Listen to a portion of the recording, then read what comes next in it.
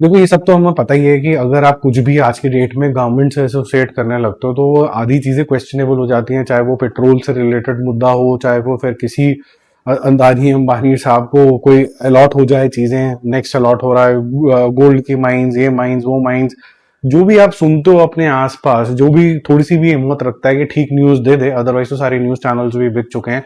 जहां कहीं भी आता है आपको लगता है कि जो एसोसिएशन होती है, जो खबरें होती हैं, वो कहीं ना कहीं अलग तरीके से फिल्टर होके आती है। तो जो ऑथेंटिसिटी होती है कि गवर्नमेंट से बात आ रही है ना, ऐसे आवाज आते हैं कि क्वेश्चनेबल लगने लग जाता है, जो कि क्वेश्चनेबल आज के डेट के अंदर नेशनल अवार्ड्स जो एडिशन आया 72nd एडिशन 2024 की फिल्मों का ये अवार्ड है, ये प्योर जोक है।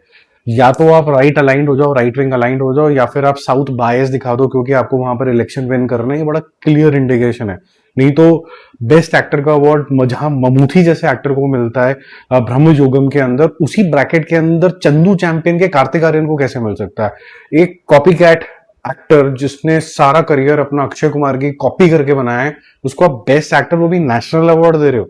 मतलब मैदान भी उसी टाइम पे रिलीज हुई थी, अजय देवगन की एक्टिंग देख के मतलब हिल गए थे। वो इंसान को आपने बेस्ट एक्टर का अवार्ड नहीं दिया, लेकिन इसको दे दिया, मतलब काफी हैरानगी की बात है। ठीक है, और this is a wrong practice then, because you giving it to wrong people.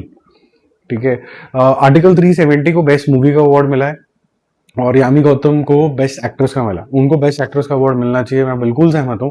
लेकिन आर्टिकल 370 अगर हम फिल्म के हिसाब से देखा जाए तो वो राइट विंग अलाइंड है, रेलिवेंट फॉर इंडिया है, बट क्या सबसे अच्छी पिक्चर है? वो मुझे नहीं लगता। सबसे अच्छी पिक्चर जो मुझे लगता है जिसमें interpretation of God in current time और फ्यूचर टाइम बहुत अच्छा दिखाया था, ये साउथ की तेलुगु फिल्म है, इसका नाम था कल्कि। इसने पैसे भी बहुत अच्छे कमाए थे। मुझे लगता है कि अगर जो एक इस तरीके की ब्लेंडेड पिक्चर बननी चाहिए थी जिसके अंदर आप आज कल परसों देख पा रहे थे, ढंग से इमेजिनेशन हो पा रही थी, इतनी वाइल्ड उसका स्क्रीन प्ले था, वो आई थिंक कल्कि थी जो इसको इतना ज्यादा डिजर्व, जितना वो डिजर्व करती थी उसको उतना क्रेडिट मिला नहीं है। ठीक है, इसको जो क्रेडिट मिला है वो मिला है होलसम एंटरटेनमेंट कल्कि को, 2898 एडी को। आई थिंक वो सिर्फ दिल खुश करने का मतलब जो उसे होता है ना, वो करता है कि यार कुछ नहीं मिल रहा तो ये दे दो बिकॉज पिक्चर तो अच्छी थी। ठीक है, तो मुझे लगता है कि ये ठीक नहीं था। इसको बेस्ट मूवी का अवार्ड मिलना चाहिए था मेरी नजर के अंदर। आपके अपने विचारधारा हो सकती है। बेस्ट डायरेक्टर एमरान राजकुमार पेरिया स्वामी, उनको मिला है।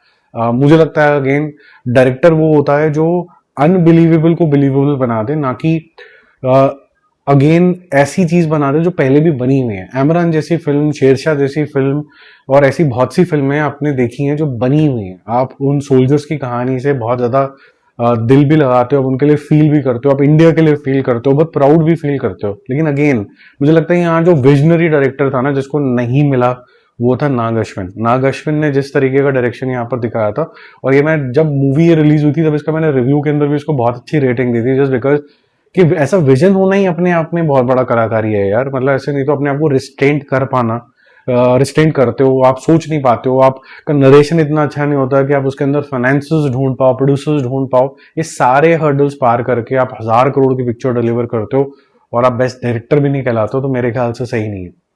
ठीक है, बेस्ट तमिल मूवी जो मिला है रायन धनुष को मिला, उसको खुश करने वाली बात है।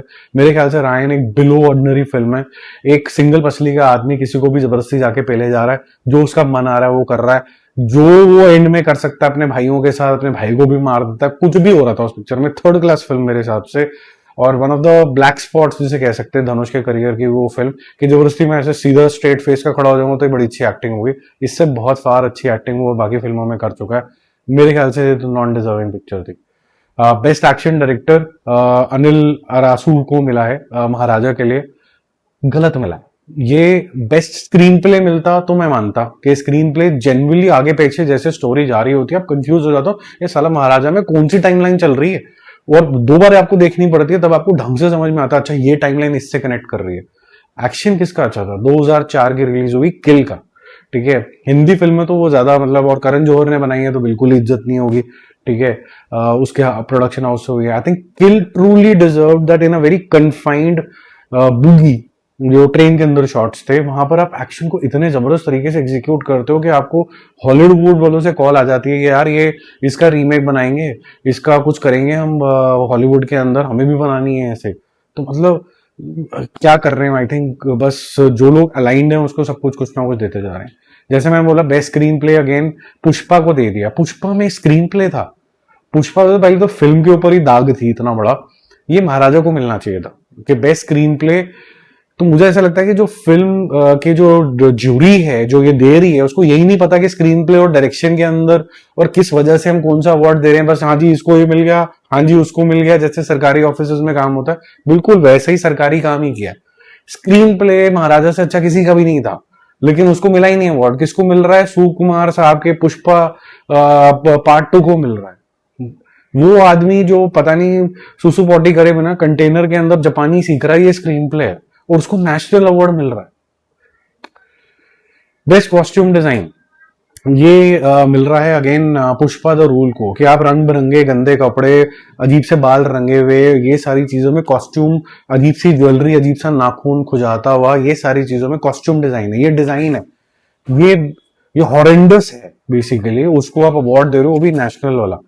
कल्कि के अंदर मुझे लगता है कि बहुत ही फ्यूचरिस्टिक तरीके के आपके अटायर थे जो कि बहुत अच्छे तरीके से ब्लेंड होते हैं येस्टरडे टाइम के अंदर, उसको मिलना चाहिए था, वो ज्यादा डिजर्विंग था मुझे लगता है यहाँ पर। आप इन सब बातों से अगर सहमत करते हो तो मुझे बताना। I think national award have also become a big joke. तो अगर आप इस बात से सहमत हो तो थम्स अप एटलीस्ट तो डालना बनता है। Bye bye.